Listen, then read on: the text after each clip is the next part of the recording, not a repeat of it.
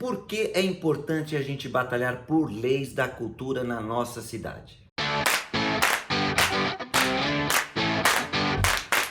Salve, salve, arteiras e arteiros! Mais um vídeo chegando aqui para falar hoje sobre a importância de nós artistas batalharmos por leis de incentivo na nossa cidade, no nosso estado e também no país, né?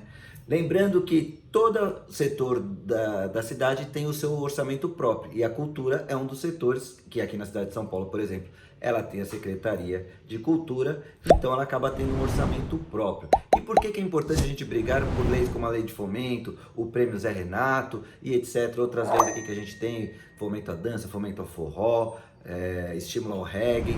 Por quê? Porque quando nós artistas conquistamos essas leis, a gente obriga a secretaria a investir nessas leis. Quando a gente tem, por exemplo, o Fomento ao Teatro, ele tem um orçamento próprio. Então aqueles que hoje giram em torno de 18 milhões, eles são obrigados a serem destinados para essa lei de fomento. E assim a secretaria acaba não tendo autonomia, né? Ou diminui-se muito a autonomia para que esse dinheiro vá para os grupos, vá para os artistas da cidade e eles sim desenvolverem a cultura ao invés da secretaria, que em muitos lugares acaba sendo a grande realizadora de cultura. Como fala o rapper Pirata muitas vezes ali nos movimentos culturais da cidade de São Paulo, a Secretaria de Cultura ela não tem que fazer cultura, ela tem que administrar e dar suporte para que os artistas da cidade façam a cultura. E a conquista dessas leis é o que faz a gente conseguir ter uma autonomia do nosso trabalho e propor a cultura que a gente entende necessária para a nossa comunidade, para o nosso bairro, para as periferias, para o estado e para o país. Quando não se tem essas leis, o orçamento acaba ficando muito solto e muitas secretarias acabam preferindo fazer o quê? Os tais eventos. E os grandes eventos, como a gente sabe, acabam sempre passando por fiscalizações, denúncias de superfaturamento, porque um palco pode custar 1.000, como pode custar 1 milhão. Um sistema de luz pode custar 1.000, como pode custar 1 milhão. E é só ver o que acontece aqui na cidade de São Paulo. Os 2 últimos carnavais estão sendo investigados, e olha que o último nem rolou, por causa de um gasto exagerado num evento que nem rolou em 2021. Já tem denúncias, está sendo avaliado ali pela acho que a Câmara dos Vereadores, posso estar errado, mas está sendo investigado. Então, essas leis, como as leis de fomento, os prêmios, eles estimulam que os artistas, né, desenvolvam a cultura da sua cidade, do seu estado, do seu país. E não deixa na mão da secretaria decidir para onde vai esse dinheiro, numa contratação artística ou também nos eventos. Não que isso não seja importante, é muito importante a gente ter o evento como ápice da cultura, mas o evento é só uma parte. As leis de fomento, por exemplo, ela busca estruturar o fazer cultural na cidade.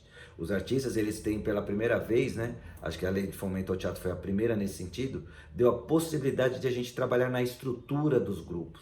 Fizemos com que novas sedes abertas à população para experimentos cênicos e apresentações surgissem na cidade de São Paulo e a gente não ficasse tão dependentes do teatro municipal, dos teatros municipais ou do aluguel de teatro privado. É só a gente ver o lindo trabalho que a Paideia faz ali em Santo Amaro, o Sobrevento faz ali no Belém, abrindo as suas sedes com um espaço de estudo, de pesquisa, para além das apresentações. Eu gosto muito de lembrar que quando eu citei na Rússia que os teatros aqui da prefeitura, a gente só podia entrar, apresentar e sair, eles falavam, não, mas qual a função do teatro? Não tem uma companhia administrando esse teatro, não tem uma companhia pensando o que acontece no entorno, porque lá é assim. E esse é um passo ainda distante de a gente dar aqui na cidade de São Paulo. Eu não sei aí nas outras cidades e nos outros estados, mas acho que São Paulo, ele tem um grande exemplo do que acontece, acredito, se eu estiver errado vocês deixam aqui no comentário, do que acontece no país. Os teatros acabam ficando esvaziados, mesmo com o trabalho grande que as secretarias fazem de programação, porque não rola uma identidade artística da comunidade com o bairro. Eu mesmo sou aqui da Lapa e me apresento muito mais fora da Lapa do que no Teatro da Lapa.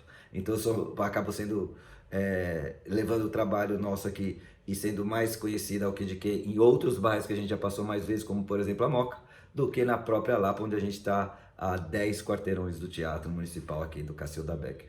Mas é isso. Então, artistas, procurem se organizar, se juntar, participarem do Poder Legislativo, Câmara dos Vereadores, das câmaras de deputados.